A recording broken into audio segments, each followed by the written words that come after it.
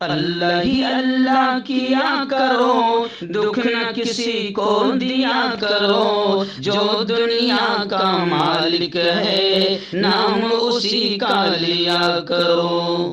अस्सलामु अलैकुम वरहमतुल्लाहि वबरकातुहू। दोस्तों, प्राइम न्यूज में आज बात करते हैं कि मुल्क का वजीर आजम, इतना बड़ा आदमी इस लेवल पर भी गिर सकता है। जी हाँ, लोग साफ तौर से ये कह रहे हैं कि मुल्क की सबसे घटिया फिल्म द केरला स्टोरी, नापाक फिल्म द केरला स्टोरी, और इससे पहले भी एक फिल्म बनी थी, जी हाँ, कश्मीर फाइल्स, जिसका प्रचार और प्रसार भी बकायदा बीजेपी वालों ने किया था, और इतना प्रचार किया था कि बीजेपी के बड़े बड़े नेता कश्मीर फाइल के पोस्टर लगाते हुए चौराहों पर नजर आते थे और प्रचार करते थे। जबकि उस फिल्म में भी पूरा झूठ बताया गया था और लोगों ने यह कहा था कि मुल्क का अमन और अमान खराब होगा, और उस फिल्म से भी कितना अमन और अमान खराब हुआ था और कितना नफरतों का माहौल बना था कश्मीर फाइल से, सबने देखा।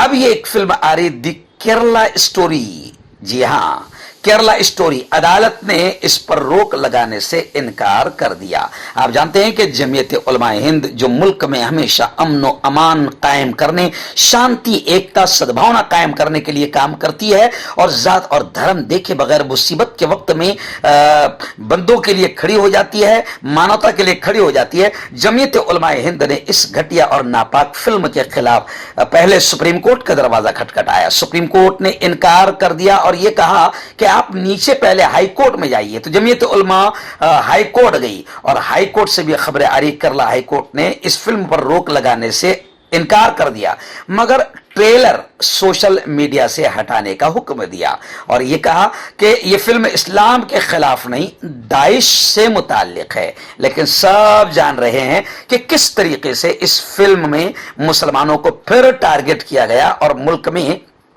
अमन और अमान को खराब किया जा रहा है। लेकिन जनाब, द केरला स्टोरी हो या कश्मीर फाइल हो, ऐसी फिल्म से बीजेपी को बड़ा फायदा पहुंचता है, बड़ा फायदा पहुंचता है। जितनी नफरतें फैलेगी उतना बीजेपी को फायदा होगा। तो जनाब, अब लोग सोशल मीडिया पर कह रहे हैं कि इतना बड़ा आदमी, मुल्क का वजीर आजम, ऐसी फिल्म को रोक लगाने की बात नहीं कर रहा है, बल्कि दबे और छुपे अंदाज में इस फिल्म का प्रमोशन और इसका प्रचार प्रसार करते हुए ब्रांड एम्बेसडर बन रहा है। जी हां, नरेंद्र मोदी ने केरला में, अब केरला में इलेक्शन है, अब इलेक्शन में बेरोजगारी की बात मोदी जी ने करना चाहिए। इलेक्शन में मोदी जी ने बकायदा पढ़े लिखे बच्चे और जवान नौकरियों के लिए बकायदा घूम रहे हैं, और मोदी जी उनको बेशर्मी के साथ पकोड़े तलने का मशवरा दे रहे हैं। तो बेरोजगारी पर बात नहीं हो रही, भुखमरी पर बात नहीं हो रही, किसानों की आत्महत्या पर बात नहीं हो रही, महंगाई पर बात नहीं हो रही है। अब हमारे नरेंद्र जी मोदी केरला स्टोरी का प्रचार कर रहे हैं और दबे लफ्जों में कहते हैं कि द केरला स्टोरी में दहशतगर्दी की कहानी है। मोदी ने फिल्म की आड़ में गोया कि कांग्रेस को निशाना बनाया और इस घटिया फिल्म का प्रचार भी कर दिया, जिस पर लोग अब बकायदा मोदी जी पर के खिलाफ बोलते हुए नजर आ रहे हैं कि इतने बड़े आदमी ने इतनी घटिया हरकत नहीं करनी चाहिए। लेकिन शायद लोग नहीं जानते हैं कि कुर्सी हासिल करने के लिए, हुकूमत के हासिल करने के लिए, अमित शाह हो या मोदी जी हो या कितने ही बड़े पद पर बैठा हुआ बीजेपी का लीडर हो, वो कितने भी लेवल पर गिर सकता है। खैर, चलिए आइए, अब लोग तो कह रहे हैं कि इस फिल्म से नफरतें फैलेगी, लेकिन इस फिल्म में मुसलमानों को टारगेट किया गया, झूठी कहानी दिखाई गई।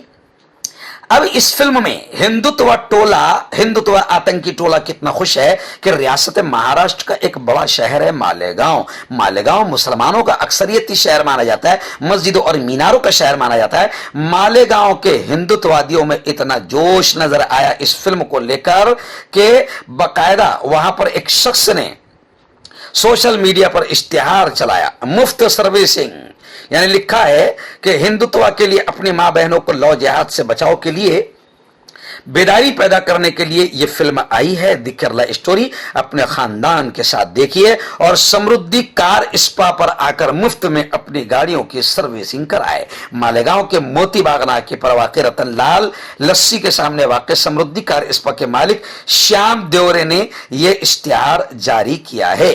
जी हाँ, और लिखा है कि कार के मुफ्त सर्विसिंग के लिए फिल्म का टिकट और सिनेमा हॉल की सेल्फी बताना लाजमी होगी। यानी आप देखें कि किस तरीके से हिंदुत्व आतंकी टोला इस पर खुशी मना रहा है, जबकि हर अच्छा आदमी इस फिल्म पर बैन लगाने की बात कर रहा है, क्योंकि हर अच्छा आदमी चाहता है कि मुल्क में अमन व अमान बाकी रहे। लेकिन जब मोदी जी जैसा वजीर आजम इस फिल्म का प्रचार कर रहा हो, मोदी जी को केरला जाने की फुर्सत है, फिल्म दी केरला स्टोरी का प्रचार करने की फुर्सत है, लेकिन जंतर मंतर पर बैठी हमारी बेटियों, हमारी पहलवान बेटियों की बात सुनने की फुर्सत नहीं है। कांटेक्ट कीजिए डॉक्टर जावेद से, जो कि गुप्त रोग विशेषज्ञ हैं। इसके अलावा जोड़ों का दर्द, बवासीर, शुगर गारंटी से बिल्कुल ख़त्म, गैस, तेज़ाब, लिकोरिया, लीवर, किडनी, गुर्दे में पथरी। अगर आप देश विदेश में उनसे दवाई हासिल करना चाहते हैं, स्क्रीन पर दिए गए नंबर पर कॉन्टैक्ट करें। मर्दाना ताकत हासिल करें 72 घंटों के अंदर, वो भी जड़ी बूटियों द्वारा। हकीम याकूब खान से कांटेक्ट करें, जो कि 75 सालों से हिकमत कर रहे हैं। इसके अलावा जोड़ों में दर्द, गुर्दों में पथरी, शुगर, खुजली, लिकोरिया का गारंटी से इलाज किया जाता है। अभी कांटेक्ट। जोड़ों की पुरानी से पुरानी लाइलाज तकलीफ जैसे घुटनों का दर्द, पीठ और कमर का दर्द, कंधे, गर्दन और पैरों में दर्द के लिए संधि प्लस। क्यों होता है जोड़ों में दर्द? क्यों रहती है जोड़ों में जकड़न? क्यों हो जाती है जोड़ों में सूजन? क्यों बन जाती है जोड़ों में गांठ? क्यों थम सी जाती है जिंदगी? जोड़ों की पुरानी से पुरानी लाइलाज तकलीफ जैसे घुटनों का दर्द, पीठ और कमर का दर्द, कंधे, गर्दन और पैरों में दर्द के लिए संधि प्लस प्लस एक संजीवनी बूटी की तरह है, या यूं कहे कि एक स्थायी इलाज साबित हो चुका है।